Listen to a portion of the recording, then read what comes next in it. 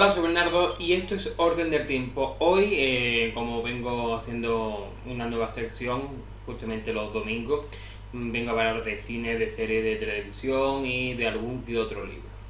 Creo que ya ha pasado una semana más que suficiente para analizar o sí, hacer mi análisis personal de la película de Han Solo. Este vídeo va a ser muy similar al que hice con Infinity War.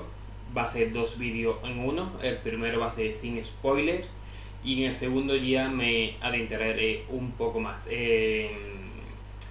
La única diferencia con Infinity War es que del todo el universo Star Wars sí estoy al día, sí conozco las tramas, conozco lo que pasa en los libros, lo que pasa en los cómics, las dos series de televisión que actualmente Clone Wars y Rebels, incluso todas las películas. Así que quizá mi crítica ahí sea mucho más profunda. Mi crítica ahí va a ir directamente a lo que no me ha gustado. Y por favor, si todavía no has visto la película de Han Solo, te recomiendo que solo veas la primera gran parte de este vídeo o el primer vídeo. Ya sabréis dónde empieza uno y dónde finaliza el otro. Así que vámonos con aquella parte sin spoiler, un breve vídeo. La película es correcta, siempre no ambiciona mucho, es un western galáctico. Nos presentan a un joven Han, no tengo nada del propio actor, no, sino que mi problema creo que no vemos al Han Solo que conocemos en la cuarta película, en el episodio 4, incluso en el episodio 5 también tenemos a ese Han Solo picaresco, a ese Han Solo que ambiciona. En el episodio 6 ese Han Solo es completamente diferente, hay una redención del personaje donde ya se hace un héroe, entre comillas. Incluso en el episodio 7 pues digamos que vuelve a ser como una especie de caricatura a lo que fue en su juventud y que nos recuerda algo a ese Han Solo del episodio 4. Pero personalmente pienso que a este Han Solo no lo han vendido como que será, lo veremos como el pilar fundamental de lo que será el episodio 4 en Una Nueva Esperanza, pero sin duda este Han Solo es un niño que le han dado un bastante palo y que bastante confiado. No vemos al Han Solo que interpretó Harrison Ford, ¿no? Incluso con Lando Calrissian sí veo a ese Lando que vimos en el episodio 5. Es cierto que de ese Lando solo conocemos la traición que hizo en el Imperio Contraataca, ¿no? Esa ambigüedad, eso que solo va a rebar a su casa, solo busca su propio interés, ese engaño, y que nuevamente en el episodio 6 pues se redenció, ese personaje se convirtió en un héroe de la rebelión. Aquí es cierto que Lando ocurre muchas veces igual que con muchos personajes de Star Wars. Vemos una pequeña parte de su historia en las películas, y en el antiguo universo expandido pues su personaje creció y creció. Incluso aquí han hecho lo mismo. Con Lando pues tenían algo muy fácil, tenían un trozo, una base, y a partir de esa base pues creció, ¿no? Es cierto de que Lando se hace destacar entre todo el elenco, ¿no? Porque si el elenco es plano, pues con que destaque uno, pues básicamente se ha llevado toda la película. Es cierto que con Lando sí vi a ese, con Donald Glover, quiero decir, el actor que interpreta al joven Lando Calrissian, sí vi ese Lando Calrissian que vimos en Ciudad Nube en el episodio 5.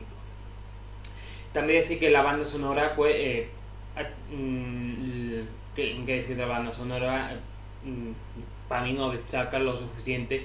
Es cierto que lo más destacable y lo que más te sequea, porque a mí me chirriaba en el cine, fue la banda sonora de los Jinetes de las Nubes o de los Piratas de las Nubes, cuando viene Infisne, este famoso personaje enmascarado que nos han presentado, que no haré spoiler, pero me chirriaba un poco, digamos, porque hace como una especie de cántico religioso que no tiene nada que ver con el personaje. No sé por qué, pero es lo único destacable además de la sintonía que escribió John Williams para la trilogía original y que se han rescatado algunos trozos para la banda sonora de esta película.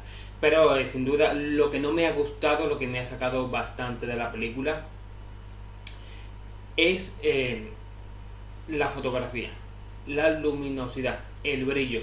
No sé por qué, no sé la razón de por qué esta película se ha visto tan oscura. Las películas de Star Wars, si tienen algo característico, es su iluminación, es su brillo, es su color. Un ejemplo de ello es la fotografía de los últimos Jedi, que por mucho que nos gusten algunos, ese brillo vivía completamente, esos colores. Pero aquí eso no destaca, es una película muy apagada. Si le queréis dar a una historia bastante oscura, no hace falta que le deis ese brillo a la fotografía. Rogue One es una película muy oscura, pero sí se veía con claridad, sí tenía esos brillos, sí podíamos, cuando la volviésemos a ver un segundo visionado, sí nos podemos quedar con diferentes detalles, algún cameo, algún personaje oculto por ahí, easter egg, que sería más fácil. Aquí no sé, me ha resultado muy difícil. Incluso había en algunos sitios, como por ejemplo en Corelia, donde si a mí me metían a Batman o a Superman perfectamente, porque la película era bastante oscura. Incluso en Mimba igual, hay una pelea de Batman y Superman y que decía uno al otro, tú sangras, pues perfecto, vale, pero no, a fin de cuentas no.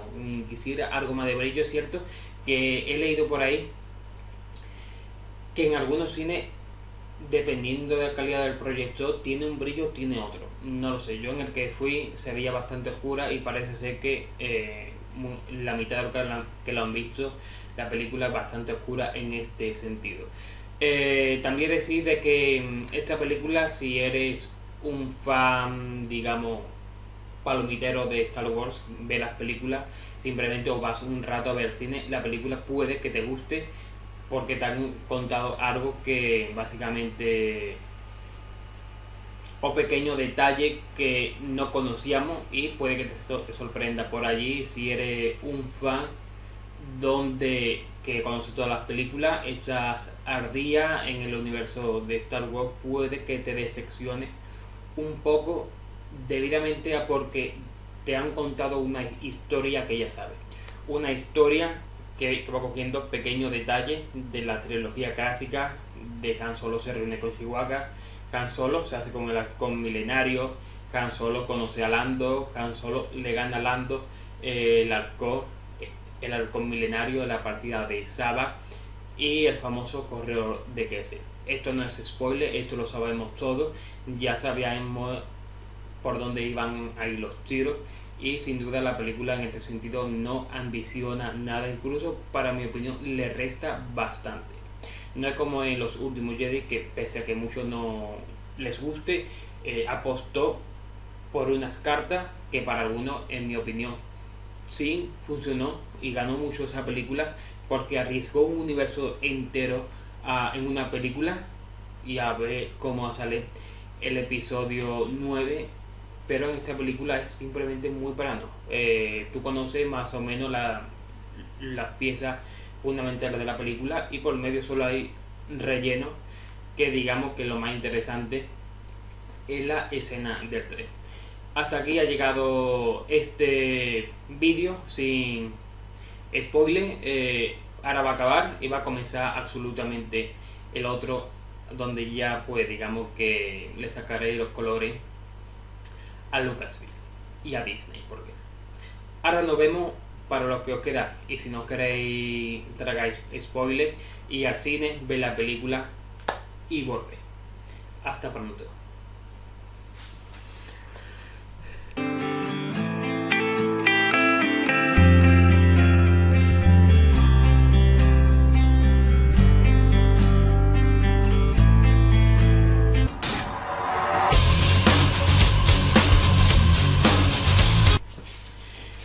Pues nada, ahora vamos a comenzar, digamos, a pegarle puñalada a Lucasfilm y a Disney, debido a, yo creo que, en mi opinión siempre, es la peor película que se ha hecho en la era Disney. Es cierto, me ha gustado, pero me ha gustado en un sentido muy básico. Si fuera un partido de fútbol, imaginaos, es un partido de fútbol que, si hay con ganas, vamos a imaginar que es una semifinal de algo, ¿vale? O un partido esto importante, un partido de cuarto que va a ir con ilusión, pero sabéis que algo va mal en el equipo, que el entrenador no está en su mejor momento y los jugadores, pues algunos que ellos fallan, ¿no? Es un partido de esos 90 minutos donde básicamente el equipo nos rinde lo suficiente, hacen algunas que otras buenas jugadas, pero todo es muy básico. Y juega contra un equipo, de hecho, de segunda división, vamos a suponer que es la Copa del Rey, donde pues básicamente el ataca tiene asfixiado a tu equipo, pongamos que es Real Madrid, el Atlético de Madrid, el Barça, el que quiera de primera división que esté entre los 10 primeros,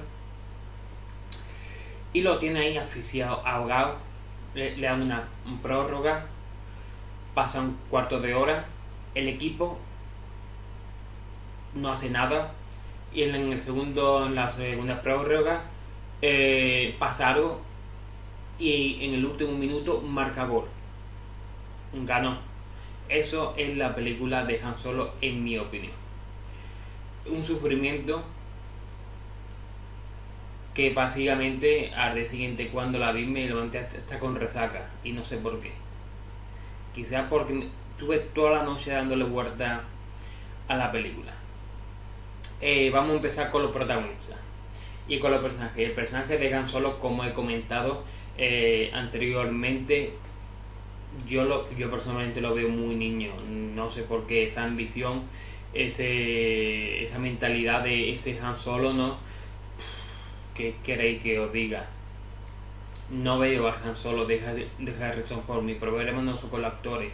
Es cierto de que al principio sí te cuesta verlo, pero ya al final te adaptas al actor, y cuando dice Han, pues básicamente es él, ¿no? Y creo que esa ambición de me voy de Corellia, me alisto al ejército imperial porque quiero volver a Corellia para rescatar a Gira. Y está esos 3 años dándole vueltas, ¿cómo vuelvo a Corellia? ¿Cómo vuelvo a Corellia?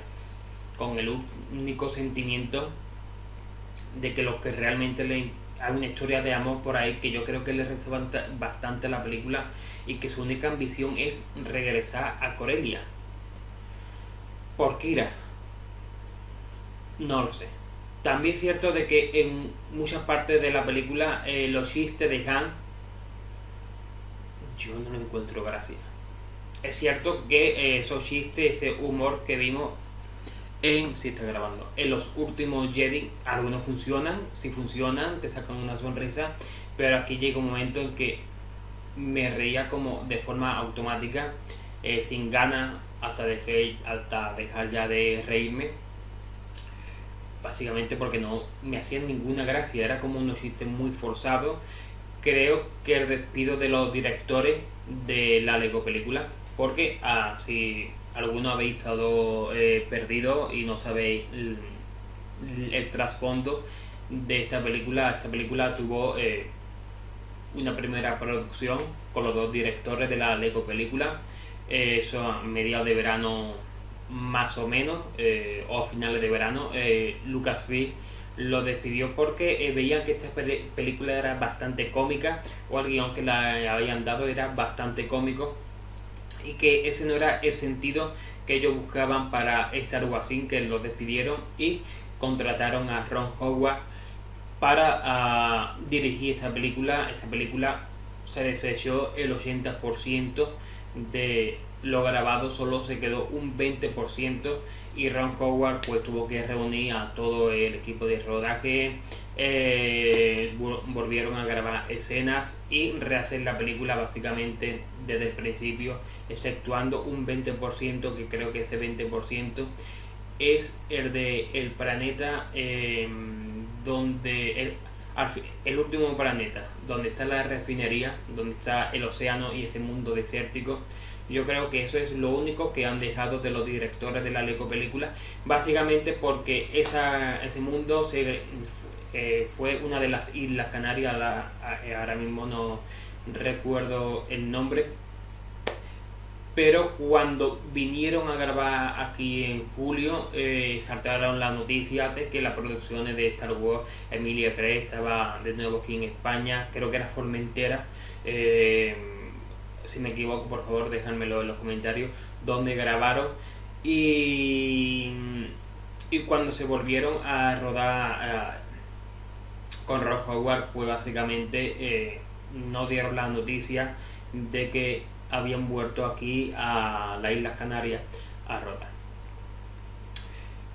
Volviendo a Han Solo, yo creo que el problema de él es que no se adapta al Han Solo que todos conocíamos, o bien lo que todos nos esperábamos, que han dejado ese final que huele a continuará, y creo que la personalidad de Han Solo pues irá creciendo en esa segunda película, o hipotética segunda película que sacarán, incluso con una tercera película.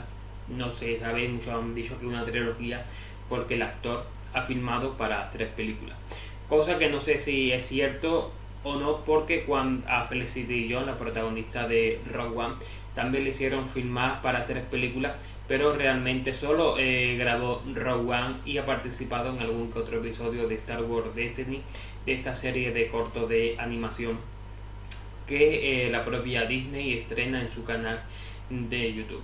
Yo creo que este Han, pues digamos que es algo anecdótico. De Lando ya he hablado bastante, la opinión sin spoiler. Yo creo que se ajusta bastante a la medida que nos dan a un Lando que sí tiene ambición y que sí podría llegar a Ciudad Nube, como ahí lo conocemos, ¿no? Donde nuevamente pues negocia con el Imperio para salvar su propio pellejo.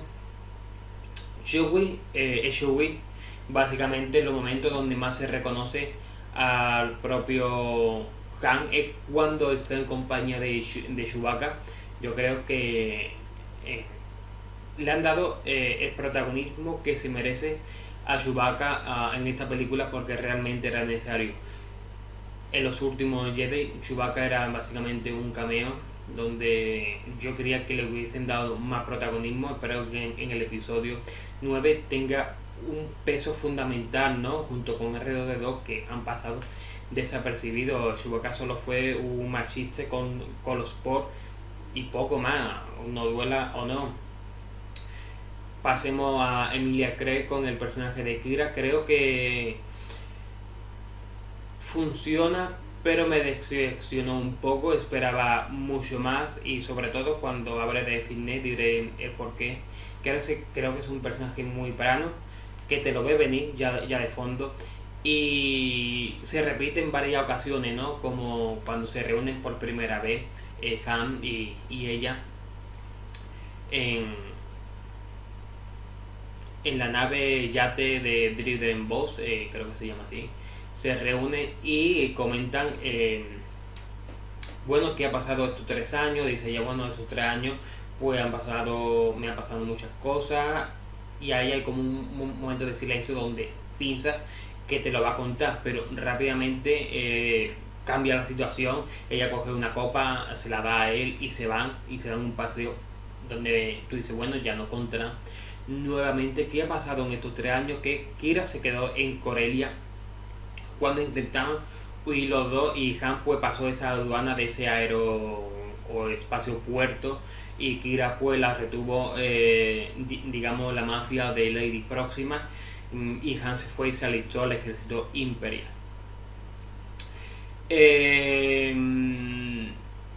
Creo que podía haber dado mucho juego, incluso con el rollo este que tiene con el último cameo de un personaje, con Darth Maul, vamos, ya que estamos en la parte con spoiler, donde podía haber dado mucho juego, donde Kira hubiese sido perfectamente esa cabeza central en la oscuridad, esa mano derecha de Darth Maul dentro de la organización del Crimson Dawn, y fuera como una especie de chivato para Dagmor, y Dagmor pues castigase a Drizzt en voz, ¿no?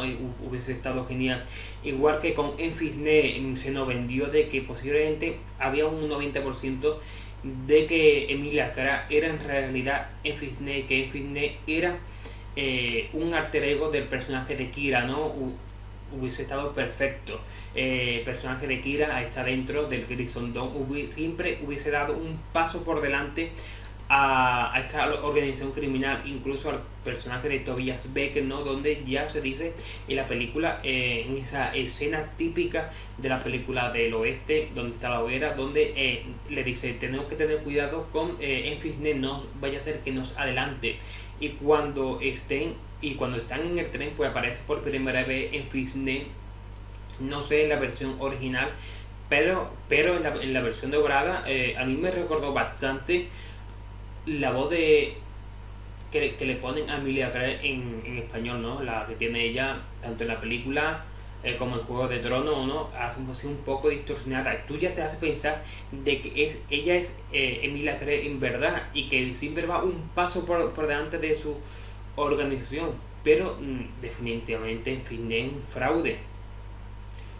Si cogemos todos los trailers de Han Solo, creo que en esos trailers aparece el 95% de todo el metraje. Aparece en la escena del tren, en la escena de la playa esa, de esa escena desértica que se presenta de la refinería Formentera, vamos, que es la última parte de la película, y por medio aparece cuando, nada, un par de segundos, cuando le pone un objeto localizador al halcón milenario, y ya no aparece más en Fitness, y después resulta que quien había sido un auténtico terror, un enemigo, cuando ni siquiera nos muestra ese pánico, ese miedo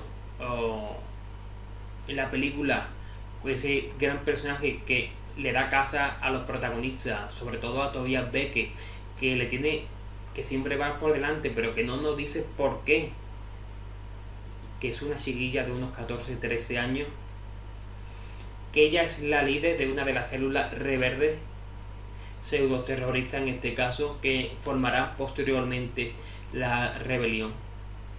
En serio, de verdad, hubiese sido más interesante lo que he comentado.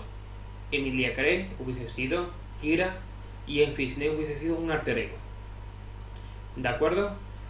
Y Enfisné hubiese estado por debajo en la escala de esa jerarquía, de ese cartel de la mafia en Star Wars, por debajo de Darth Maul.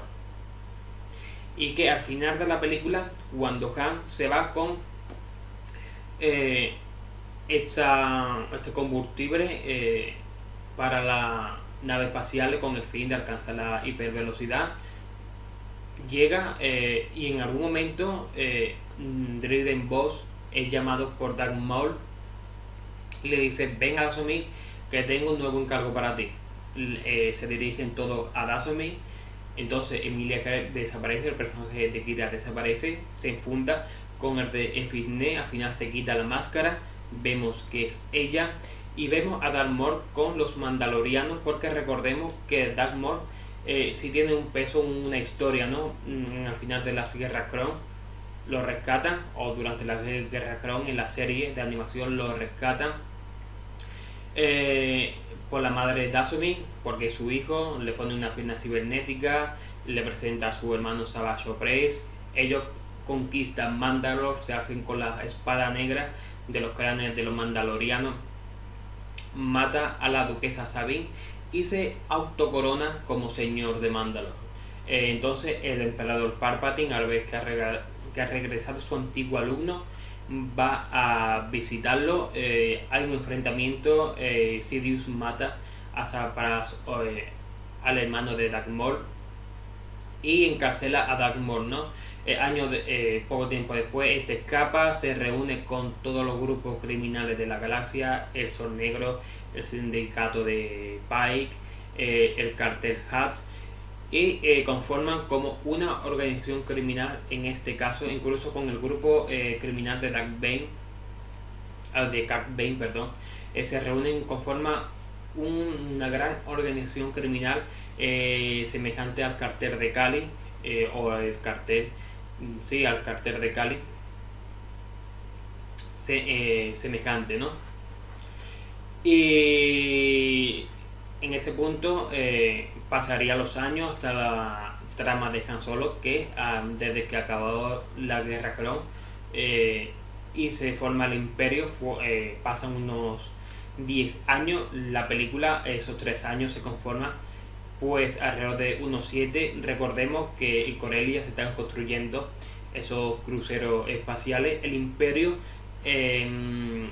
utiliza esos cruceros 3 años después de las guerras Clon, justamente los utiliza y experimenta con ellos, con el ataque y la conquista de Mon Calamari. Ya vemos que incluso que pasa en el planeta de Minba, ¿no? Que muchos planetas se resisten a ello, incluso el Imperio está en expansión.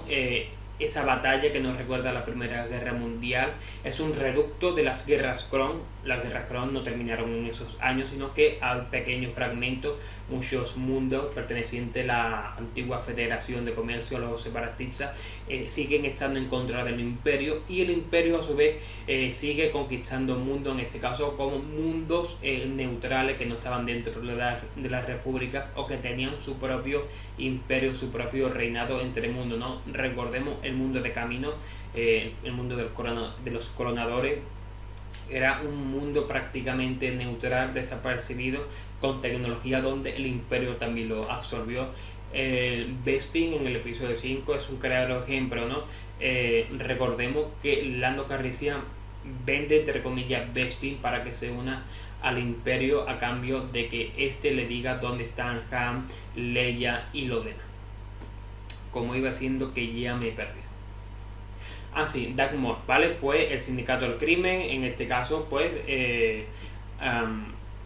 llega a los tiempos de la película de Han Solo.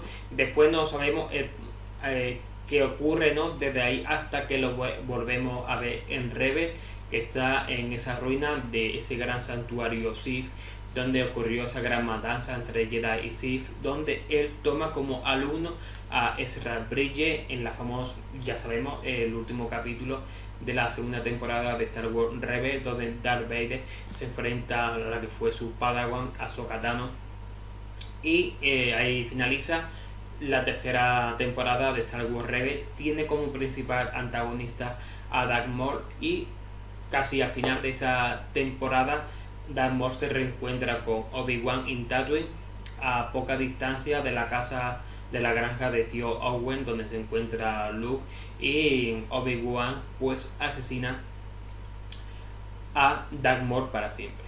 Así que no sé qué historia nos quieren contar con Darth Maul, cuando básicamente ya se ha contado todo, ¿no? Quizá una historia criminal que se centre en Kira como protagonista, o no sé si Darth Maul toma represalia contra Han Solo. En fin, retomemos Fraude. Personaje de Tobias Beckett es de 10. Yo creo que es uno de los que más destaca, junto con Lando y su grupo, ¿no? Con su mujer y este alienígena Río, este simio de 4 brazos. Yo creo que uno de los más carismáticos de toda la película, pero falla en algo, ¿no? Falla en que nos gusta, pero tan rápido como nos empieza a llamar la atención, se lo carga. Lo mismo ocurre con la mujer de Tobias Beckett. Sí, sabemos que es un personaje fuerte, pero a los 5 minutos dile adiós. Ahora, el personaje de L3, el robot de Lando Calrissian. ¿Por qué? No lo entiendo. Porque es un robot que parece sacado de el capítulo de la robosexualidad de Futurama. Ve ese capítulo y después compararlo. Parece sacado de ahí, no sé por qué. En Star Wars, que yo sepa, en ningún momento los robots pues se han querido revelar. Los robots desde siempre, la inteligencia artificial, se han marcado como que ellos son conscientes de lo que son, no buscan una liberación, ellos saben que son máquinas. ¿Para qué para qué darle más? No lo entiendo. No lo entiendo. Y también algo llamativo que me resultó bastante, ya lo he dicho en la parte sin spoiler, que conocemos parte de la trama desde siempre. Primero, con lo mencionado en la trilogía clásica, incluso después en productos como en la trilogía de libros de Aftermath. Recordemos, se ubica justamente después del retorno del Jedi. Como vemos que el imperio desaparece, se establece la nueva república. El libro termina justamente en la batalla de Jakku, que es un año después de la batalla de Endor. Y justamente más o menos al final, más o menos en la segunda mitad, en la mitad de este libro, Aftermath, consecuencias, ¿vale? Hay un capítulo, la página 309, donde se llama Interludio Hiperespacio. En este interludio, en este pequeño capítulo, son 5 o 6 páginas, nos narran cómo Han conoció a Chewie. Básicamente, aquí nos dice de que el imperio utilizaba a Chewie con el fin de cortar árboles, unos árboles con una madera bastante resistente. Todos pensamos.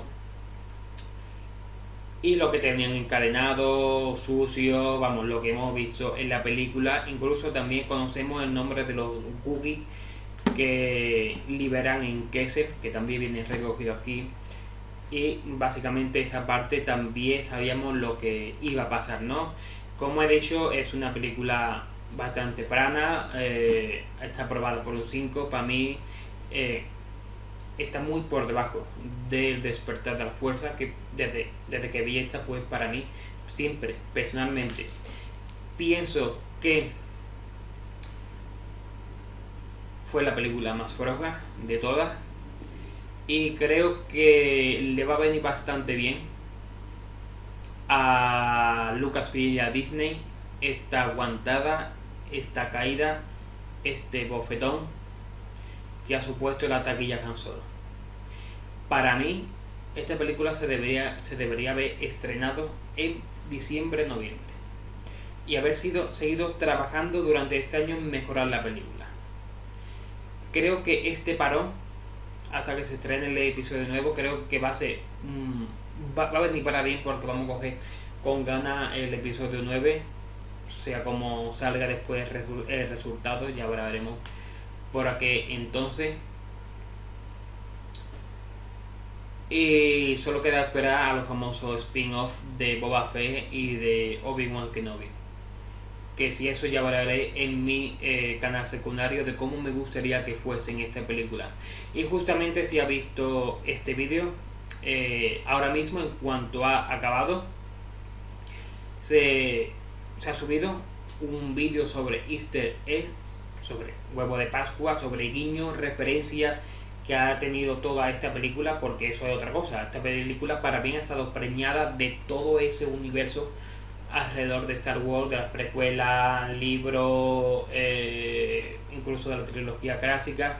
Ha estado muy bien conectado con todo lo que es Star Wars, así que haré un vídeo donde os traeré pues alguna referencia a todo el canon de Star Wars recogido en esta película. Espero que os haya gustado, como siempre es mi opinión, pero que la respetéis. Quiero leer vuestro comentario aquí y nos vemos sin duda el próximo día aquí en Orden del Tiempo. Un saludo y hasta pronto, amigos.